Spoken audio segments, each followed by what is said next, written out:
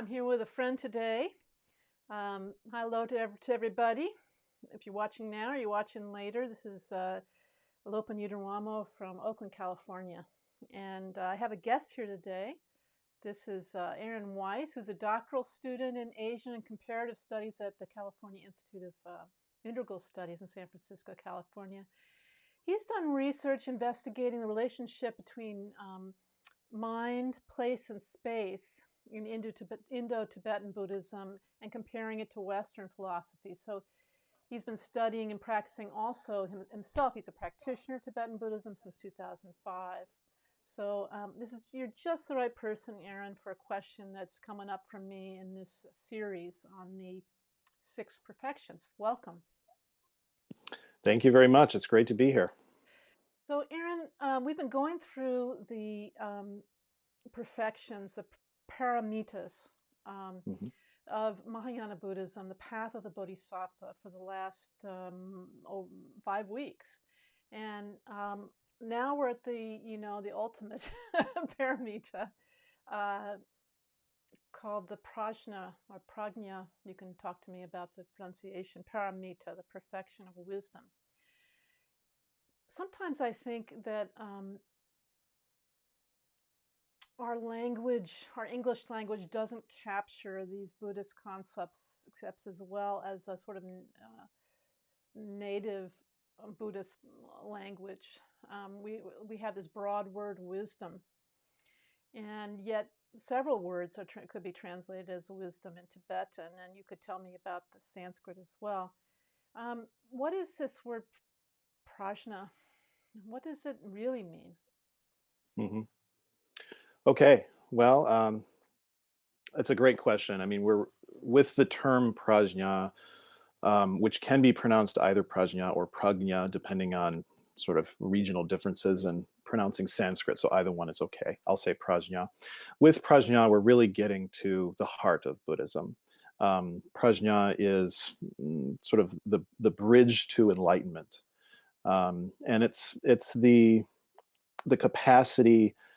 The cultivation of which is the ultimate purpose of all of the Buddhist practices, whether we're talking about sort of ethical discipline and sort of character development, all that kind of those sorts of teachings, or we're talking about meditation and all the different kinds of practices of compassion, meditation, concentration, etc. All of those are designed to build the capacity of prajna and sort of find their culmination in prajna. So what is prajna? It gets translated a lot as wisdom or insight.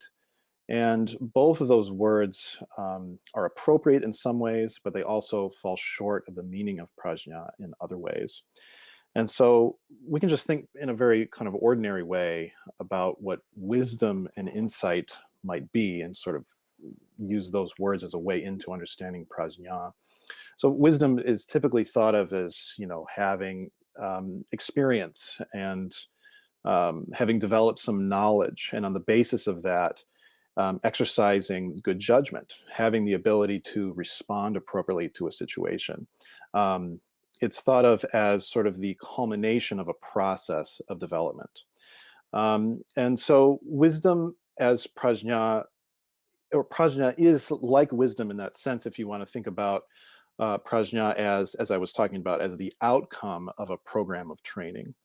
But there's more to prajna than that. And this is where the notion of insight gains a little purchase on it, where insight is something like a capacity to intuitively understand something.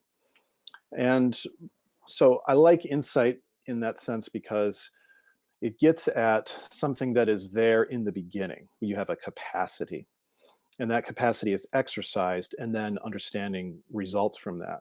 And that's absolutely what's going on with prajna as well.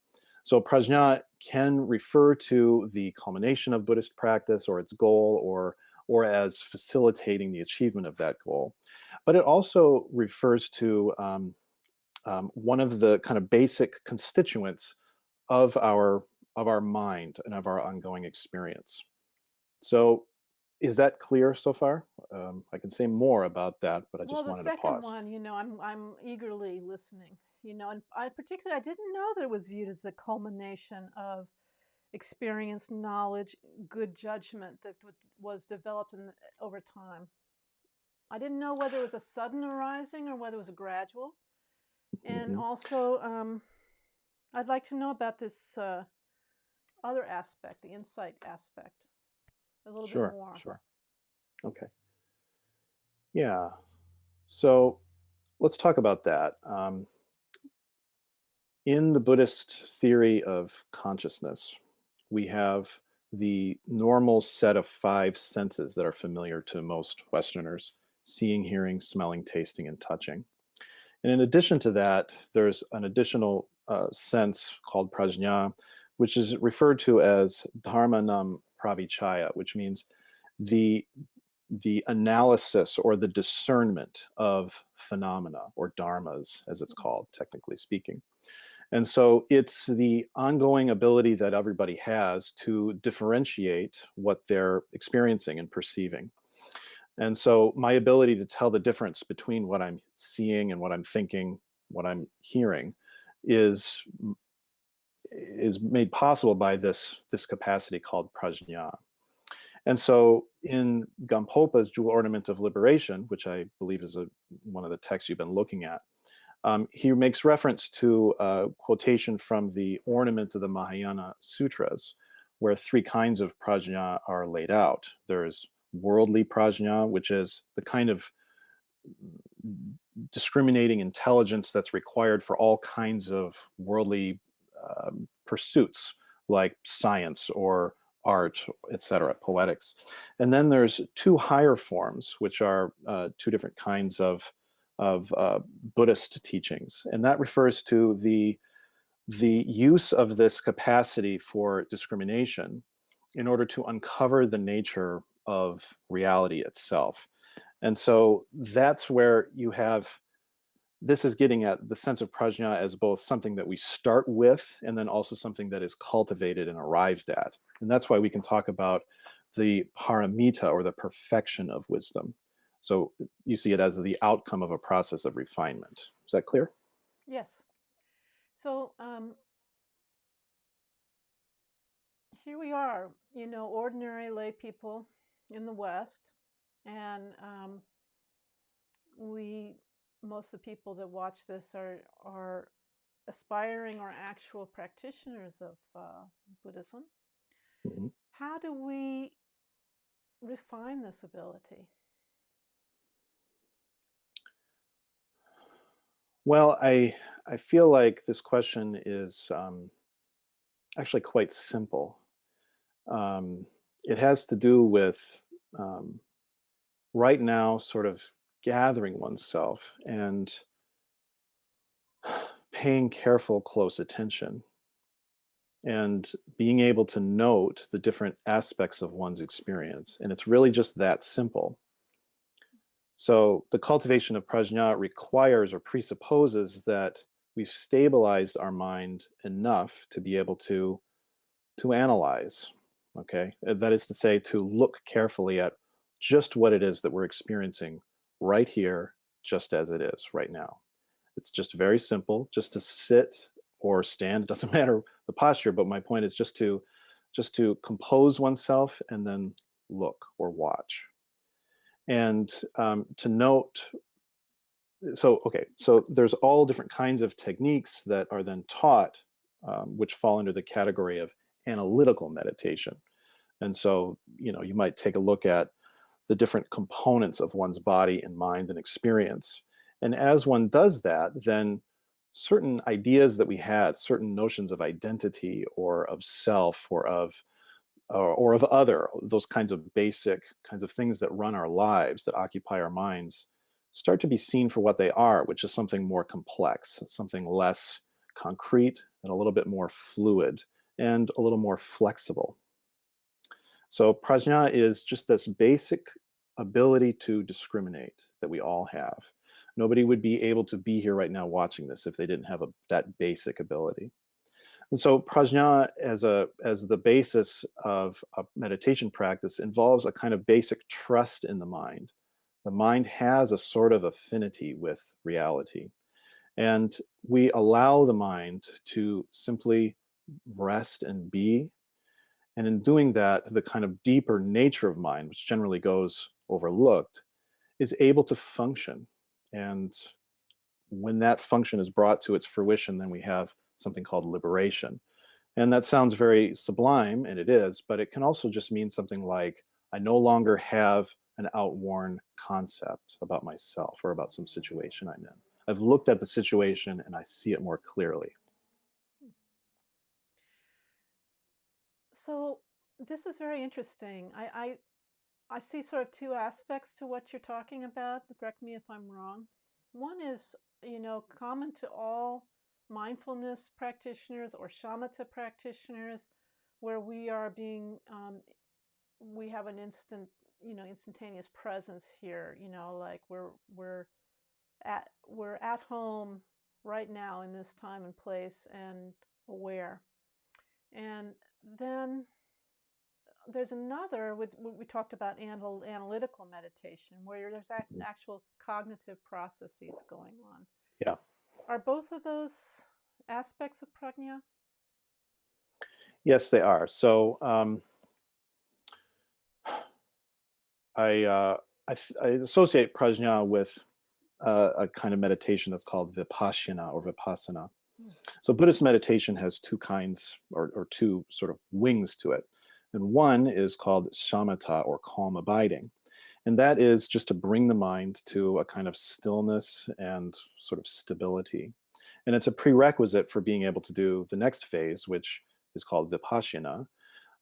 So in the first one, we have a kind of calm and collected mind. Maybe it's one pointed on one sort of object of meditation. And then there's a sort of stability and silence that's brought about. And then with that kind of clarity and spaciousness, then meditators can then apply their attention to their experience in a way that uncovers this sort of ongoing process of experience. And through that analysis, then you can bring about the cessations of different kinds of emotions or cognitive structures. And you do that by basically by seeing through them. So if you take an object for analysis, when Buddhist analysis is carried out on this object, it could be the self or it could be something outside of oneself, then it's broken down into its kind of component sort of its phenomenal aspects, its different sorts of profiles. And something that is seen to be taken as a solid, concrete object, through this careful introspective analysis, is seen to be composed of a variety of these different sort of facets or profiles, as it were. And it's no longer seen to be a kind of concrete, stable thing with a fixed identity and essence once and for all. As I said earlier, it becomes sort of workable. And when one sees oneself as a kind of contingent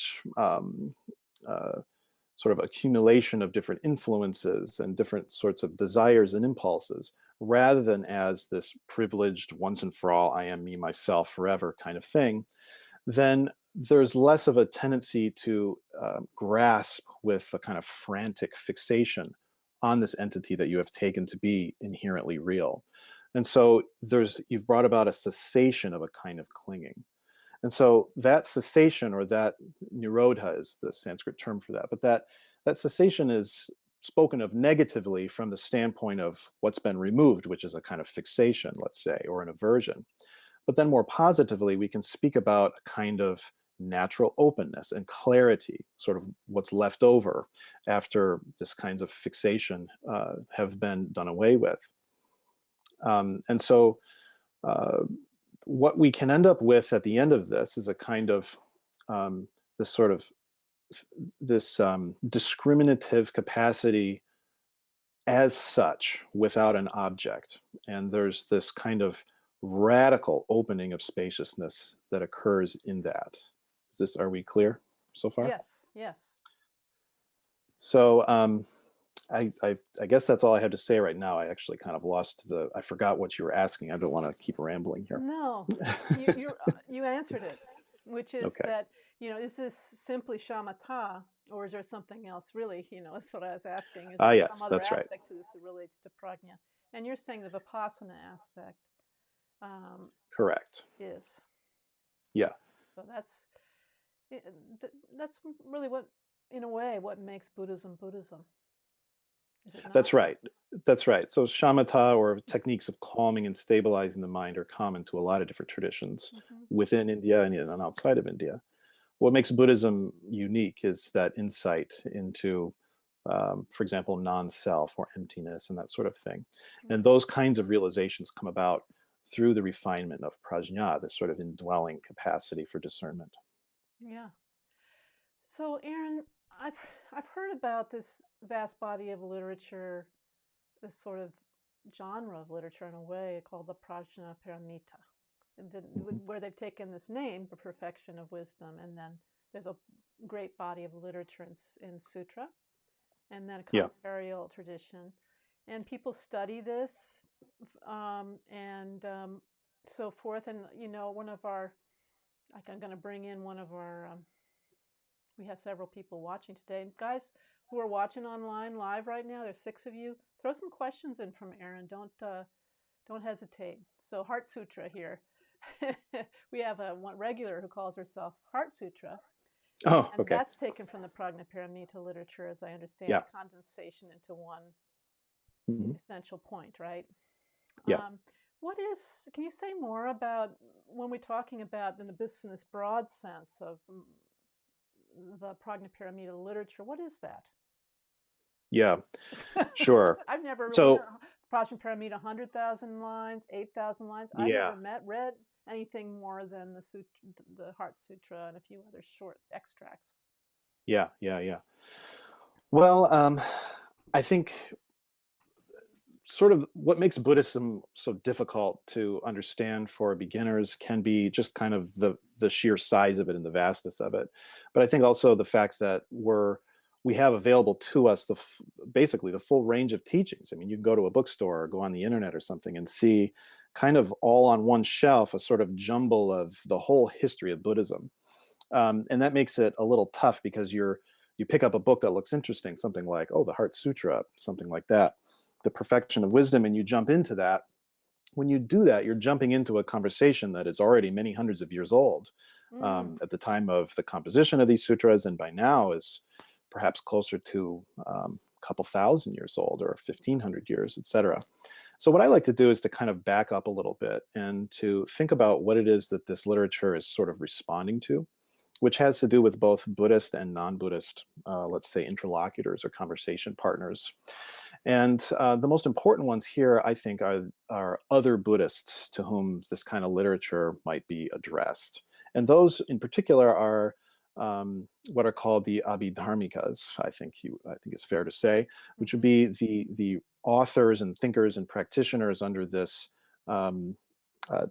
sort of tradition or a literature that's called Abhidharma, which would be something like the higher teachings or the systematized teachings of the Buddha. And so Abhidharma is defined in the tradition as prajna, or pure prajna, with everything that follows from that. So pure prajna would refer to prajna that is not associated with sort of worldly concerns or fixations. So we'd be talking about the second and third kinds of prajna that Gampopa referred to, the lower and higher transworldly prajna. And so the Abhidharma is already involved in prajna. In fact, it's quite a vivid example of it, because what the Abhidharma teachings do is they lay out the full sort of analysis. If you were to fully complete an analysis of all possible phenomena, so you have like the full exercise of prajna, and then you were to communicate that, then you would have, that's Abhidharma. So Abhidharma is both prajna and what follows from it, that is to say, like the qualities that a person has on the basis of prajna, and it also has to do with the body of teachings that are based in that. And so they resolve, as I was saying earlier, they take things that are sort of our fixations or our something that we've concretized, something that we've reified or made into a thing, and then encourage and instruct us in carrying out an analysis of that that shows that it isn't as solid and stable as we thought, and in fact is not worthy of the attachment and aversion that we have in relation to it. And so there's a kind of therapeutics involved in this. So the very standard thing is to talk about the self, right? The self is, I'm over here, I'm special, I want this, I don't want that. And so I'm going to have all kinds of opinions and attitudes. I'm going to say and do all kinds of things that bring about karmic results, and then I'm going to suffer on the basis of those karmic results. So the self, or a certain concept of self, is seen to be highly problematic because of the results that it leads to down the line. And so the Abhidharma has a kind of therapeutic purpose, which is to exercise prajna, so as to see through that kind of reified self and to be free of the attachment and aversion that oppresses it. And so we resolve the self, codename Atman, or not codename, that's a Stephen Goodman word, sorry. The technical term is Atman for self. That is analyzed into component parts, such as what's called the skandhas, or the sort of the aggregates that come together to form the body and mind. And through exercising prajna, a complete inventory of the body and the mind, the senses, what's perceived by the senses, the organs of sensation, the faculties of sensation, all those kinds of things are differentiated. And the idea is to, having done that, let's say I've got seeing, hearing, smelling, tasting, touching, and then thoughts or mentation, then to interrogate each of those things and say, is that the self? Does it suffice as a self? If I'm wondering, when I think of me, am I talking about what I see? No, because I could be blind and I would still be me. Am I talking about what I'm hearing? No, because I could be deaf and I could still be me. Am I talking about what I'm thinking? No, because what I'm thinking changes all the time, but I still kind of have a sense of myself, right? The idea is to continue to carry this analysis forward until you realize that what I've been calling myself has no referent. There isn't actually anything really indicated by the term self. When you really just carefully take a look at what it is that's before you in your experience, outer and inner, there is no self. There's a bunch of stuff that we, as a kind of, that we sort of label as a self, but it's really unstable. And again, it's not really worthy of the attachment and aversion that we hold it in. And so there is an exercise of prajna that deconstructs the self, and what's left over is a set of different phenomena, and these are referred to technically as dharmas. And in the earlier teachings, or in some of the Abhidharma teachings, there starts to be a tendency, you could say, to reify the dharmas themselves. So the idea is that we have a self, and now I've reduced it to what's really going on, which is the dharmas. Now, that's fine insofar as it helps us to overcome some of our emotional hang-ups and sort of some of our cognitive biases that are predicated on those emotional hang-ups, et cetera. But there's still a kind of a potential there for a kind of fixation on this system of thought that we've created as we've been, making our inventory. We can start to become attached to the antidote itself. And so that requires, or brings about, the need for a kind of a second level of reflection and of discernment, a kind of, you could say, a kind of auto-critique. And so this is what is done by this new kind of literature that emerges after that, which is called prajna paramita. And when we're talking about canonical sources, like the sutras that contain these teachings, and then there's a whole lot of commentarial literature here that is broadly categorized as the middle way, or Madhyamaka teachings. And so what we have there, the Heart Sutra is a good example of this. The Heart Sutra has Avalokiteshvara. Well, the Buddha enters a certain samadhi, perception of the profound. And that right there is already a clue. Perception of the profound is prajna. Okay, so the Buddha is there in a samadhi, and then Shariputra, inspired by this, says to the Bodhisattva Avalokita, how do we practice the perfection of wisdom? Avalokita says, good question. To do that, you must view things in this way. And then he goes through a set of lists. He says, you should see that the eye is empty, the nose is empty, or he starts to go through these lists. Like I said before, seeing, hearing, smelling, tasting, touching, and other, or prajna, those 6 in a certain order. That list comes from the Abhidharma teachings, which are based on earlier sutras. Now, what we're doing in the Heart Sutra is even these categories that themselves have freed us from an illusory notion of a concrete self, even those categories themselves are then sort of reified, deconstructed. Mhm. There is no 5 skandhas. There is no 12 chains of interdependence. There is no Four Noble Truths. There is no enlightenment. There is no non-enlightenment. And why is that? It's because all of these things are labels that we are now fixated on. And so the Heart Sutra, the Madhyamaka teachings, the Prajna Paramita represent a kind of a sort of manuals of de-reification. And they apply to Buddhist literature as well, or Buddhist ideas, or Buddhist fixations, let's say, as well as they do to non-Buddhist ones. So the perfection of wisdom, or sorry, the perfection of prajna, let's not say wisdom yet, is in some ways a kind of a polemical term. You had prajna, remember, or did I say this? Abhidharma is defined as pure prajna with everything that follows from it. Now, the perfection of prajna, you can see there's a kind of an implicit criticism of the earlier ideas about prajna, which, according to the Madhyamaka and stuff, did not carry that liberating analysis as far as it could go. And so there's a more radical kind of wisdom or insight that is associated with this perfection, right? But then perfection also starts to name a genre. And you said that there's these different sutras, and they're called the Prajna Paramita, the perfection of discriminating insight sutras, and they come in different lengths. There's one of the oldest is called the Ashta Sahasrika, so that would be the 8,000, the Prajna Paramita in 8,000 verses.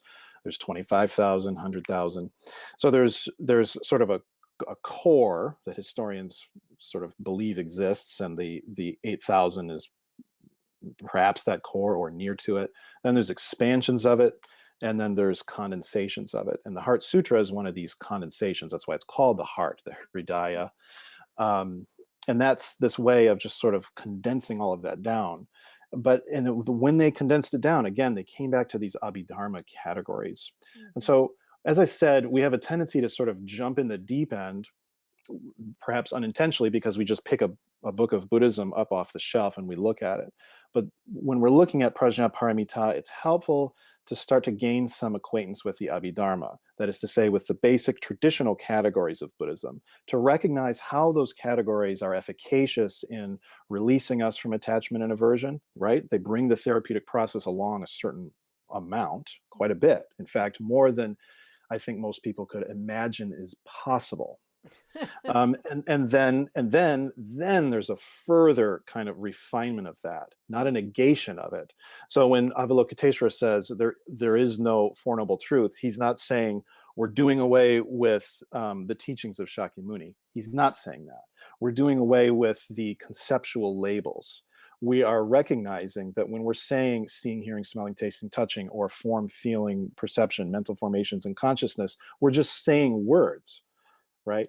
The import of prajna, that is to say, the whole impulse behind the creation of these lists, is the liberation of the mind's inherent discriminative capacity.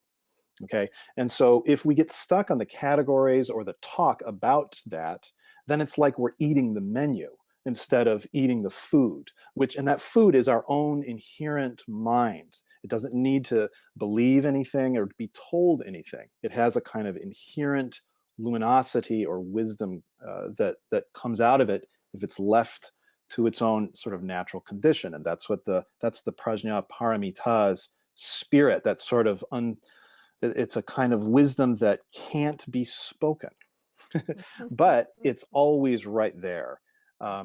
So that's the idea behind the Prajna Paramita, and then as let's say small p, and then the capital P names the texts that communicate that or concern themselves primarily with communicating that. Okay. Nice way of bringing it all together, Aaron. This has been really interesting, to say the least. And I think that you and your colleague Colin Iyer are going to be teaching on this for the Mayum Mountain Foundation starting next summer, 2021, and in depth. So people, it's one thing to talk about something, but it's another thing to bring it into your own experience and go Yeah. through these processes of deconstructing, reality and our relationship to ourselves. So in a more expanded version, you can do that in the future. But in our format, I do want to, this was so awesome, and I want to invite you back soon. And perhaps Heart Sutra might be a good, concise topic, or we can talk about other topics related to this beautiful, these beautiful wisdom teachings of the Buddha. So Well, I'd be happy to join you for a further conversation. I think it's good to try to orient ourselves around specific texts if you want to go deeper. I know that the jewel ornament's been important to you for this series, and what's here in the jewel ornament is amazing. well, we And can so a continue close reading of today that could too. elucidate quite a bit of this. Oh, But the Heart definitely. Sutra would be great too, so we can talk about that. Or maybe both over Yeah, time. they We work have to be together. aware of your time constraints. So, Sure. anyway, thank you so much for coming, Aaron, and we'll see you soon. Take care. And Good, thank you you to too. everybody who's out there watching. See you next week, I hope. Bye bye. Bye.